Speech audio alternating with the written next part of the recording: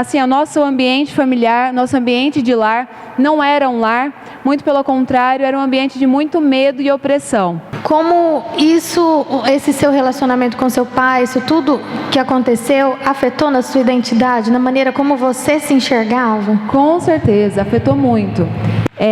Por exemplo, eu me tornei uma pessoa extremamente dependente da opinião de outras pessoas.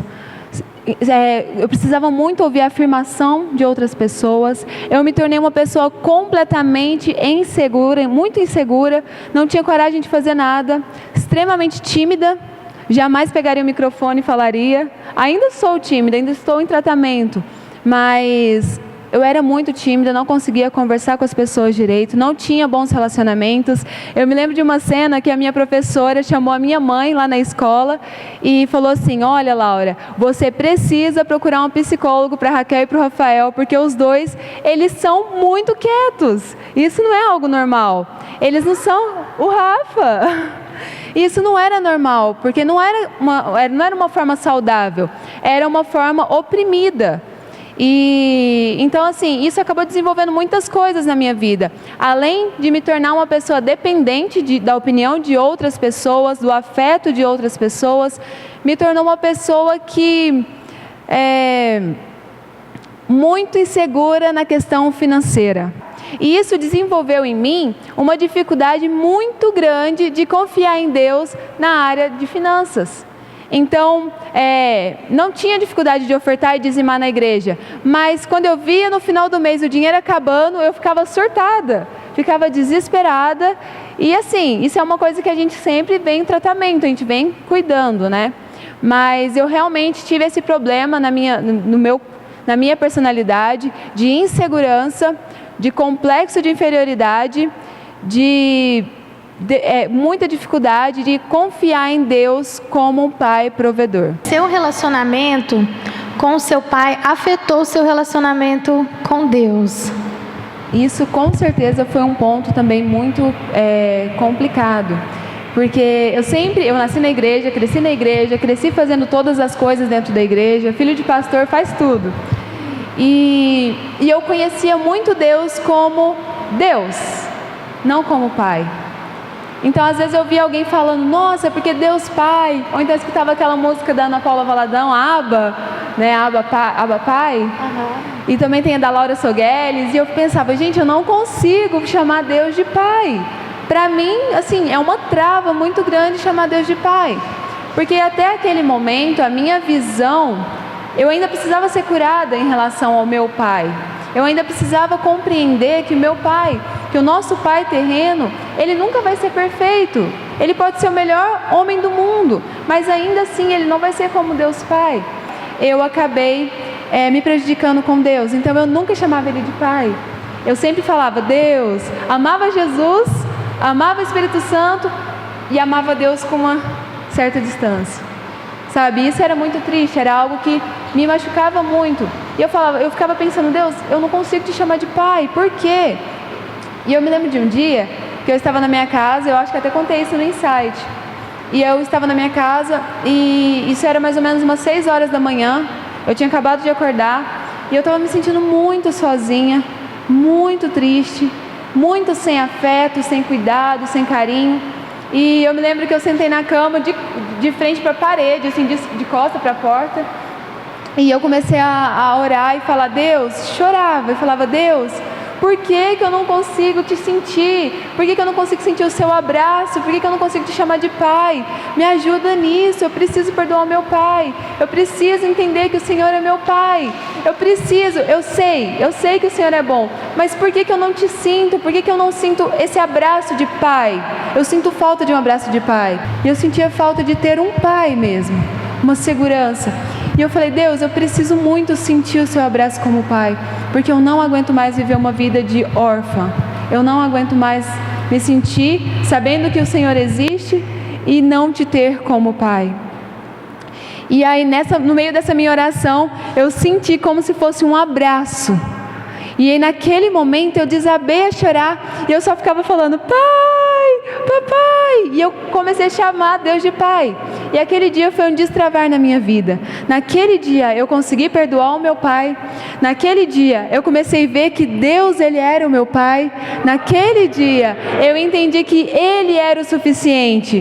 Que tudo o que faltava em mim, todas as lacunas que existiam em mim, era nele que eu ia encontrar esse preenchimento. Então naquele dia a minha vida ela mudou completamente. Órfão de pai, né? E hoje eu vou falar de paternidade, é claro, né? Entra a mãe também, mas eu vou focar bem em pai, porque eu vou te trazer um paralelo com o nosso pai espiritual também. Bem, olha o que eu pesquisei. Aí eu fui pesquisar, aí eu achei uma reportagem que se chama Dia dos Pais para quem? É uma reportagem do Metrópole, de 2020, que diz que o ano passado, olha, segundo o IBGE, 12 milhões de mães chefiaram lares sozinhas. E dessas 12 milhões, 57% viviam abaixo da linha da pobreza. Não era na pobreza não, é abaixo da linha da pobreza. Em 2020, o ano passado, 80.904 crianças foram registradas só com o nome da mãe. No total, hoje, né, isso no ano passado, foi computado que mais de 5,5 milhões de adultos nunca tiveram reconhecimento do seu progenitor. Fora quando o abandono acontece dentro de casa, quando o pai pouco se importa com a vida do filho, ou aqueles que registraram a criança, mas optaram por nunca ter contato. Isso é um reflexo de um mundo totalmente depravado que não conheceu o amor de Deus, o amor de um pai. E dessa reportagem fala da história de uma estudante de 21 anos, que ela conta como que esse abandono do pai afetou muito a vida dela. E ela conta aqui, eu vou ler para você rapidinho, que ela diz, olha, apesar de ter convivido com meus pais enquanto casados, ela relatou que pouco se recordava do pai em casa, por ele ser caminhoneiro e sempre estar viajando. Quando ainda ela era pequena, o divórcio chegou e a relação com o pai ainda ficou mais estremecida. O homem a usava e a jogava contra a mãe, inventando coisas, fazendo uma alienação parental. Nas visitas, ele me buscava todo fim de semana, porém sempre inventava alguma coisa ou só falava mal da minha mãe. Aí eu comecei a ficar triste, ele percebeu e foi parando de me buscar. Quando eu ia atrás, ele mentia e falava que estava viajando. E assim a gente foi se afastando. Sempre ficava na minha cabeça, eu acho que ele não gosta de mim. Anos depois, o meu pai se casou com outra mulher, passou a assumir os filhos da nova esposa, como o dele, e postava as fotos com eles, falando que também eram filhos dele. E isso foi me afastando cada vez mais.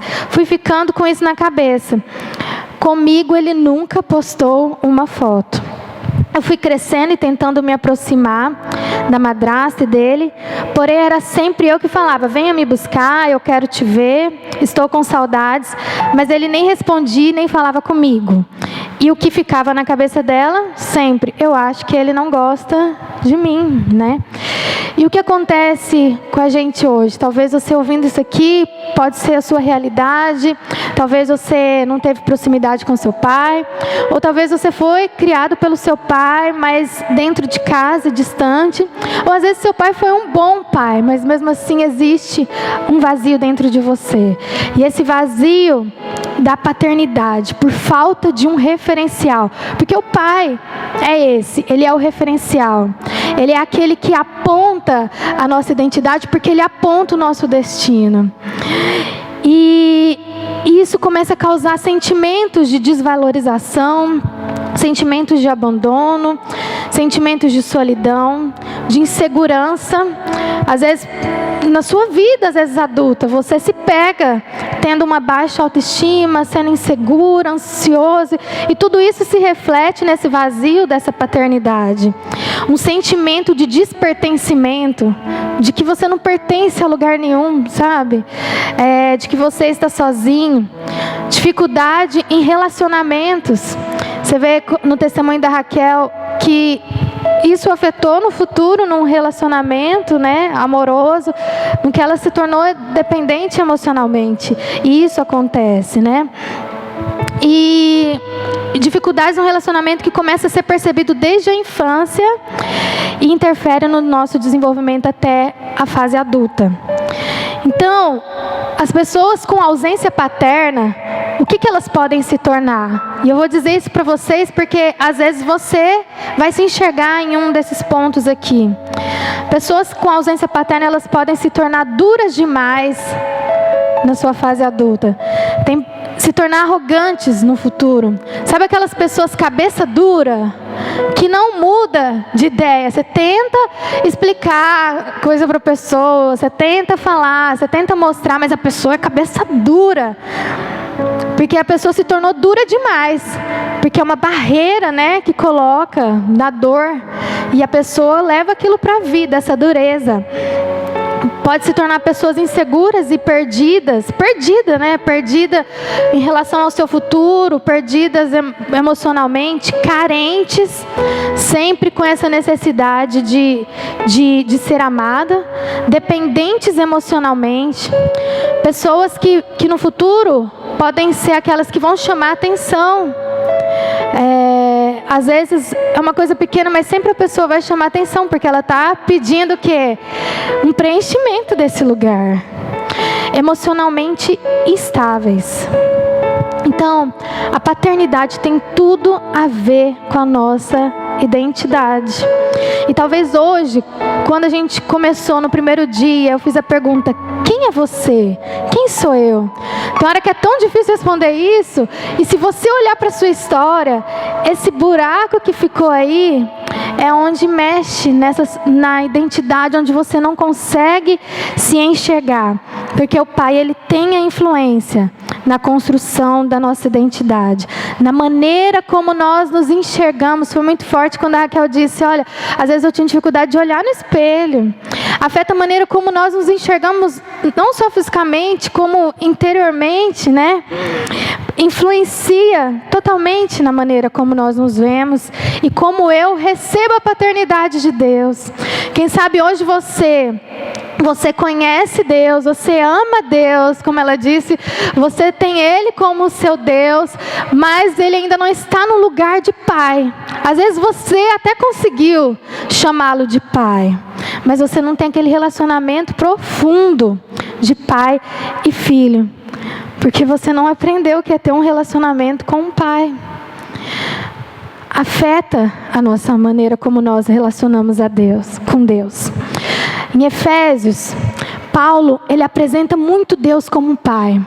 Porque quando você vai estudar a história de Éfeso, lá nos templos existiam as prostitutas do templo, né, as sacerdotisas do templo, dos templos, e era algo turístico os homens chegar lá e pagar para poder ter relação sexual com essas mulheres.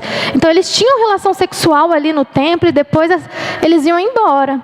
E essas mulheres engravidavam, e quando elas ficavam grávidas, eram expulsas do templo, e ficavam elas com as crianças sem saber nem quem era o pai, e as crianças no fim pedindo esmola ali na porta do templo.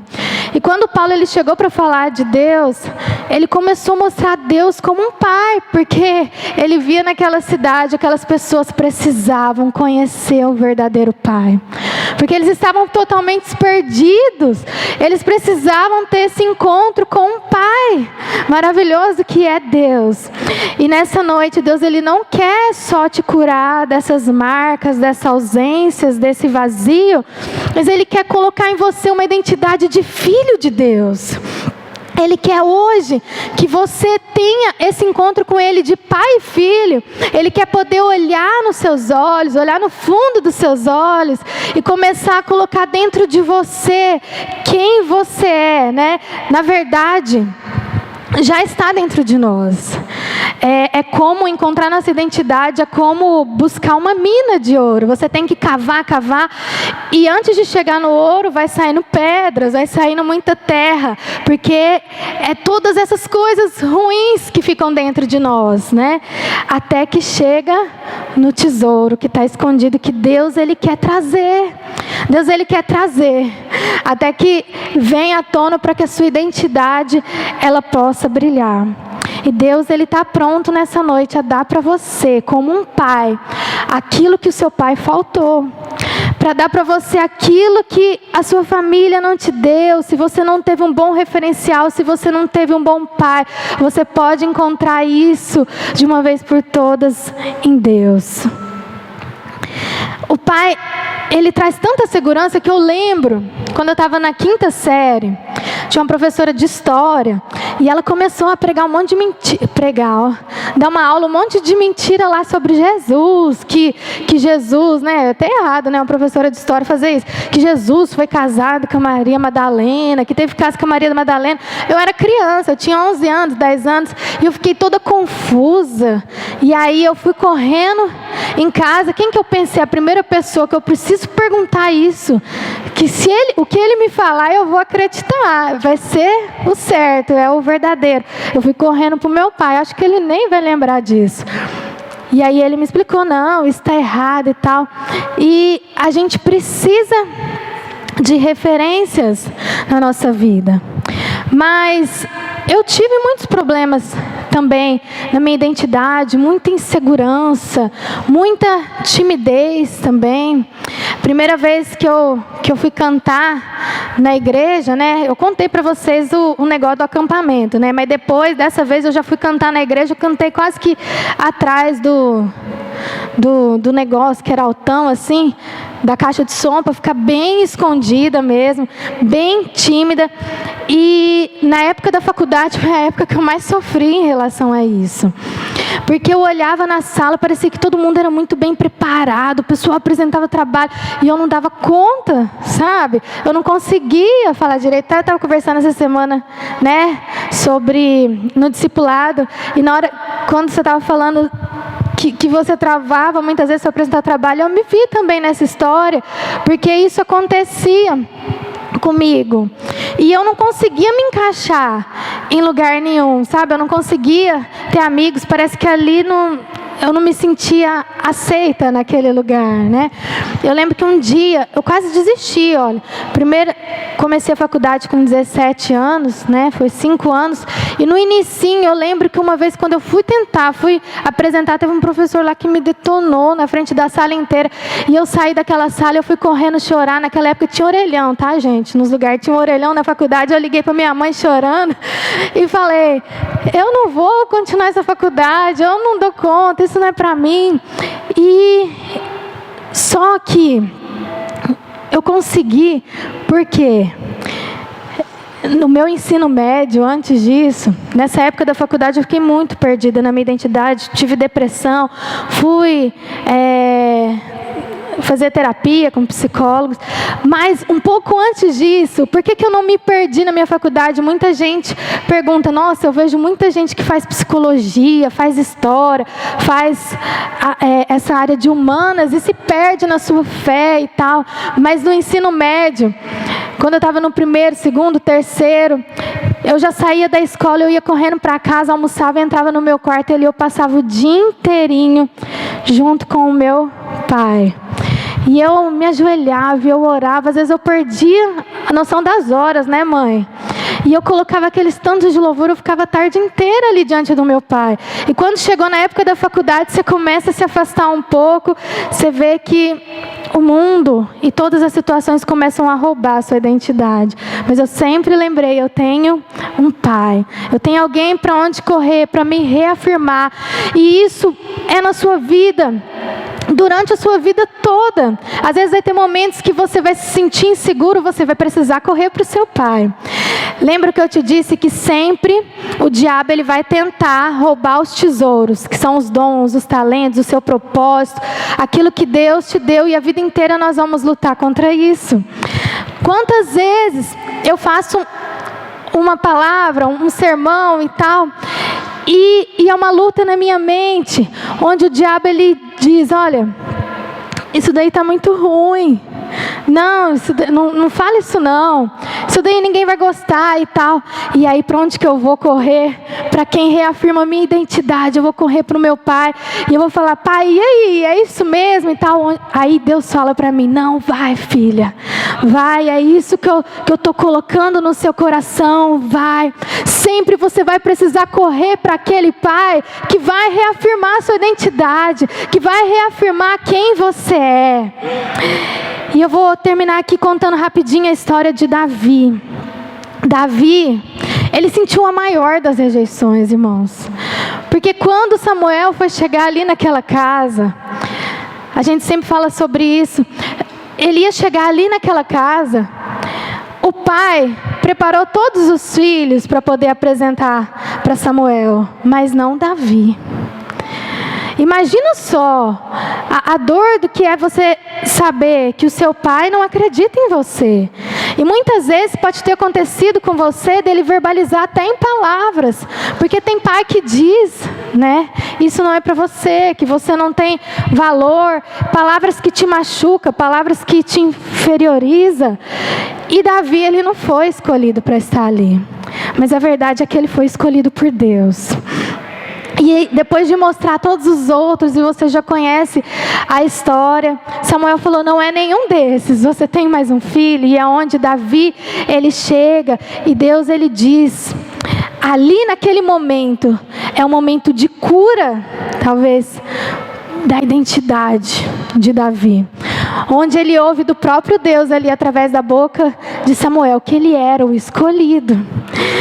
Onde ele foi o escolhido, onde Deus ele fala: olha, vocês veem a aparência, mas eu vejo o coração. Onde ali Deus ele definiu para ele, ele falou o propósito que Deus tinha para a vida dele. E aquilo foi tão marcante na vida dele, que Davi ele tinha uma identidade segura. Ele foi curado, ele tinha uma identidade tão segura que 2 capítulos depois desse episódio tem a história de Golias.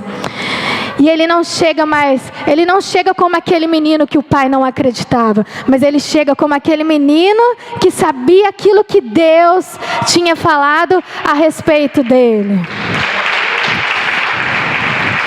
Porque quando o Pai ele diz algo sobre nós, quando nós temos um encontro com esse Pai, e Ele reafirma a nossa identidade, Ele projeta o nosso futuro, você não é mais o mesmo. E ali, o diabo tenta usar uma outra figura de autoridade, que era Saul. Porque, gente, o povo idolatrava Saul, ele era o rei, todo mundo amava Saul. E ele era essa figura de autoridade. E aí, o diabo tenta usar essa figura de autoridade para poder falar para Davi: isso não é para você. Menino, você está pensando que você é quem? Você vai matar o Golias? Isso não é para você. E o problema é quando a gente coloca nesse vazio, nesse lugar vazio da paternidade, a gente começa a atribuir pessoas para esse lugar. Pessoas para ser referência na nossa vida. Quem sabe você teve pessoas que ocuparam bem esse lugar, né? Mas o duro é quando a gente coloca esse vazio na mão de pessoas e que às vezes só vai nos destruir cada vez mais. Eu até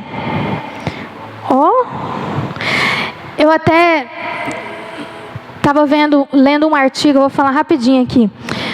Um artigo que chama assim: Mulheres e o abandono da figura paterna. Mulheres que atribuem essa lacuna, esse lugar do pai, da falta do pai, em um relacionamento, em um homem, em alguém. E essas mulheres que o artigo fala, eles fizeram pesquisas, que diz que mulheres que vivenciam a experiência de terem sido abandonadas pela figura paterna se engajam em relacionamentos amorosos que parecem ter a função de preencher a lacuna deixadas pelo pai.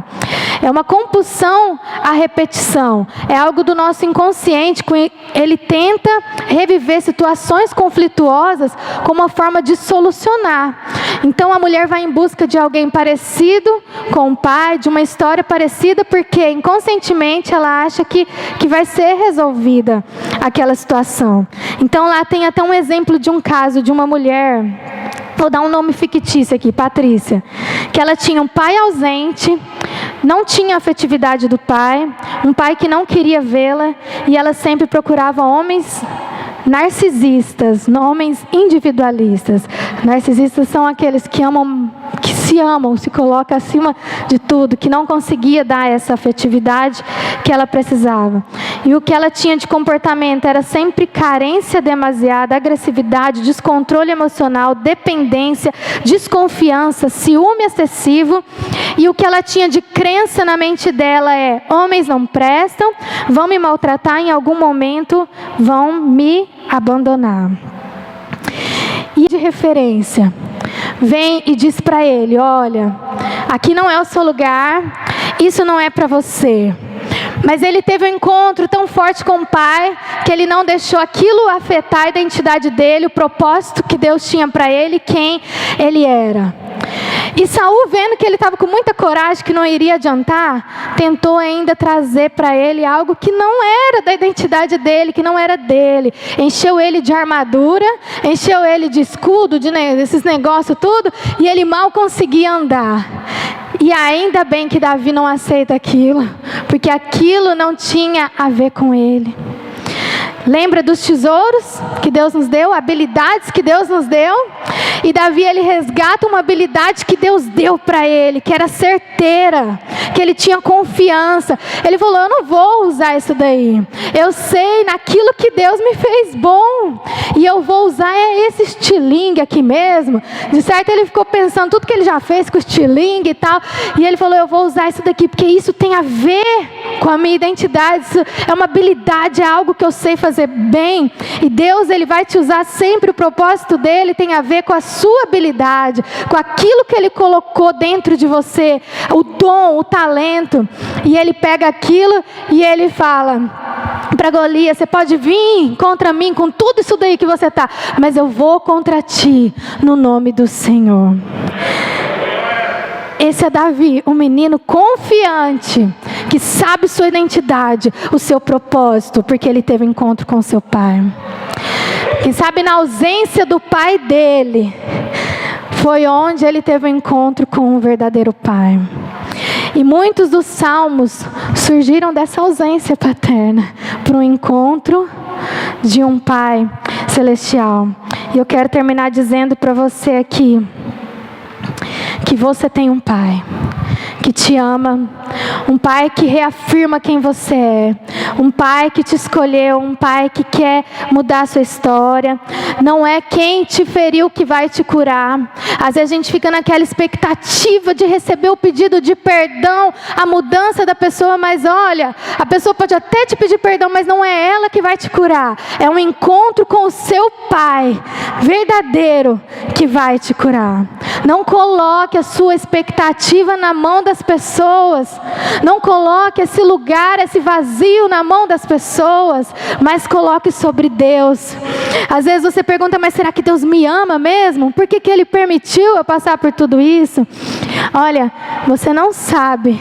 Às vezes Ele quer te dizer: olha, você não sabe quais são as lutas diárias que eu guerreio, que eu venço por você. Você não sabe quais são as vitórias diárias que eu venço por você. Você não sabe aquilo que o diabo queria fazer todos os dias com a sua vida, mas eu venci por você. Sabe, a gente tenta comparar o amor de Deus, mas é incomparável. Mas você que tem filho, você sabe o tamanho do seu amor pelo seu filho. E qualquer coisa que seu filho faz é motivo de alegria. A Cecília, ela estava pintando esses tempos atrás, tudo fora, sabe, do desenho. E aí, minha mãe me mostrou um desenho que ela pintou lá. Eu fiquei: uau, a Cecília pintou esse.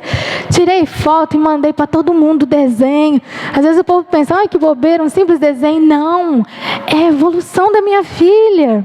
É aquilo que ela fez bem. E a gente vibra, a gente fica bobo, né, gente? Com os filhos da gente. Mas eu amo tanto a minha filha que eu não teria coragem de entregar ela por nenhum de vocês. Eu não teria coragem de entregar ela por ninguém nesse mundo. E você consegue imaginar o amor, tamanho do amor de Deus, quando você tenta fazer essa comparação racional. Que que eu não teria coragem de entregar minha filha. Mas olha, que valor é esse que eu e você nós temos? Que amor é esse que Ele tem por nós? Que Ele sim foi capaz de entregar o filho dele, aquilo que Ele tinha mais precioso, por mim e por você. É esse amor que Ele quer alcançar, que Ele quer que você sinta nessa noite, para que você possa ser preenchido completamente nesse vazio e se enxergar: eu sou filha. E quando você sentir isso, sua identidade muda. Você passa a se ver diferente. Amém? Nós vamos orar agora.